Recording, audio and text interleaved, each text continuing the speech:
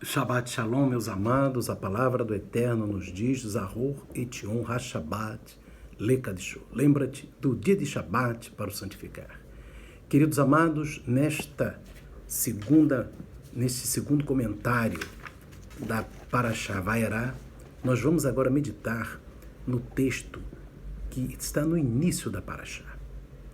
Ele em Shemot, Êxodo, capítulo 6, a partir do verso 2, o primeiro versículo da Parashá, que diz assim: Falou mais Deus a Moisés e disse: Eu sou o Senhor. E eu apareci a Abraão, a Isaque, a Jacó, como o Deus Todo-Poderoso, mas pelo meu nome, o Senhor, não lhes fui perfeitamente conhecido.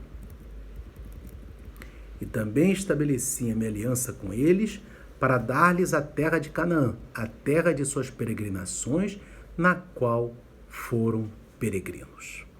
Então, queridos, a gente vê aqui por que Deus, ele fala aqui no início para Moisés, ele comenta que ele é o Deus de Abraão, de Isaac e de Jacó, né? Abraham, Isaac e Yaakov, né? Como o Deus Todo-Poderoso, El Shaddai, mas pelo seu nome, pelo nome do Eterno, ele não foi perfeitamente conhecido. Ele está lembrando Moisés exatamente em função de que Moisés havia questionado o Eterno na Parashá passada, no finalzinho da Parashá passada, Moisés questionou o Eterno. E o Eterno está lembrando a Moisés que ele é o Deus de Abraão, de Isaac e de Jacó, e que Abraão, Isaac e Jacó passaram por todos os testes que o Eterno deu para eles e não reclamaram, não questionaram o Eterno em nada.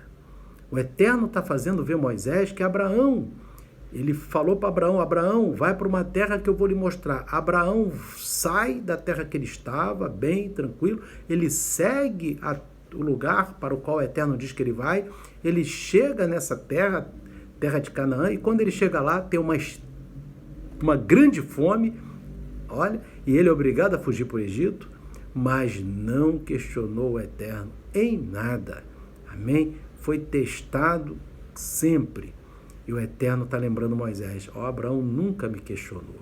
E o filho Isaque, o Eterno chegou para Isaque e disse: prometi a ti a terra de Israel, e Isaque foi expulso dessa terra.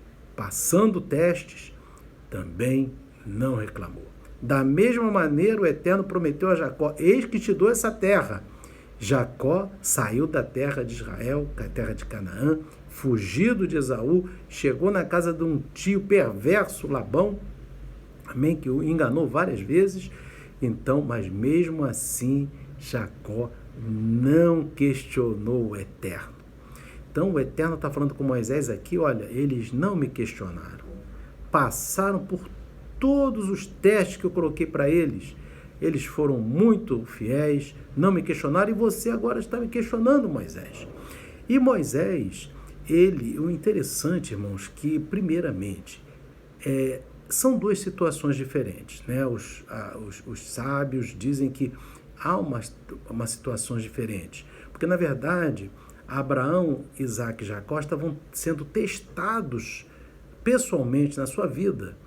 E Moisés, ele está falando para o Eterno em relação ao povo de Israel. Então ele está ali como que questionando, defendendo o povo de Israel que está na escravidão. Então nesse ponto é louvável. Ele não está fazendo uma defesa dos testes dele, de Moisés, mas defesa dos testes que o povo estava sofrendo do Eterno, né? Os testes que o Eterno que impôs, mas o povo estava sofrendo. Esse sofrimento, ele estava questionando o Eterno. Mas a questão, então a pergunta que se faz aqui é: por que então que Moisés foi cobrado pelo Eterno? Amém? Por quê? Amém? Porque se ele se levanta para defender o povo de Israel perante o Eterno, isso é até louvável. Mas o problema foi a maneira como Moisés falou com o Eterno. E isso, meus irmãos, faz toda a diferença.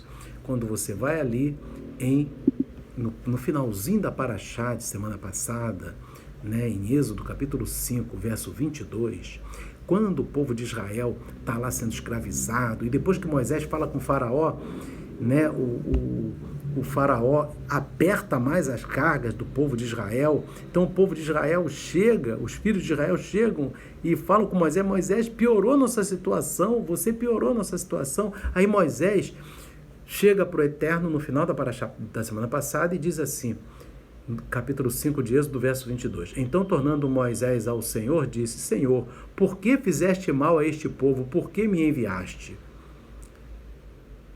Porque desde que me apresentei a Faraó para falar em teu nome, ele maltratou este povo e de nenhuma sorte livraste o teu povo. Irmãos, Moisés, quando foi chamado pelo Eterno, dentro da mente dele, ele podia ter pensado assim: não, eu vou chegar para Faraó, Faraó vai entender, vai libertar o povo de Israel, porque afinal de contas é o Eterno que está me mandando falar, então, vou chegar lá, vai ser tranquilo. Mas o Eterno não escolheu dessa forma. O Eterno endureceu o coração de Faraó. E Moisés aí não entendeu isso e usou uma palavra que essa maneira de falar não foi boa para Moisés. Ele disse assim para o Eterno: por que fizeste mal a esse povo? Então o Eterno agora, no início dessa paraxá, ele está fazendo, quando ele fala de Abraão, de Isaac e de Jacó, para Moisés, ele está querendo dizer: Moisés, eu não estou fazendo mal porque eu não faço mal para ninguém. O Eterno não faz maldade com ninguém, meus irmãos. O Eterno sempre é bondoso e misericordioso. Ele sempre é bondoso e misericordioso. Mesmo quando está testando a humanidade, as pessoas, seu povo, enfim. O Eterno sempre será bondoso. Sempre tudo que acontece, meus irmãos, é fruto da bondade do Eterno. Porque o Eterno, vocês guardem isso, ele é sempre bondoso e misericordioso. Sempre. E ali, meus irmãos, é isso que o Eterno não se agradou do que Moisés falou. Falou que ele estaria fazendo mal para aquele povo. Amém? Quando o Eterno sempre faz coisas boas. Amém? Então, o que acontece? Então, o que o Eterno está falando para Moisés? Moisés, você está achando... Você falou errado, você não podia falar que eu fiz mal para alguém, porque eu sou somente bondoso e misericordioso. E tudo que acontece é fruto da minha bondade. Só, meus irmãos, até os testes, provações, né, aquilo que aconteceu com Abraão, fome, tudo é fruto da bondade de Deus, meus amados, que o Eterno sempre é bom. Amém? Tudo que acontece é a bondade de Deus. E aqui nós temos que ver um detalhe interessante. O Eterno, ele fala assim para Moisés: Moisés, né, você não está entendendo. A limitação está nos seus olhos e não nos meus atos. É isso que o Eterno está fazendo Moisés entender.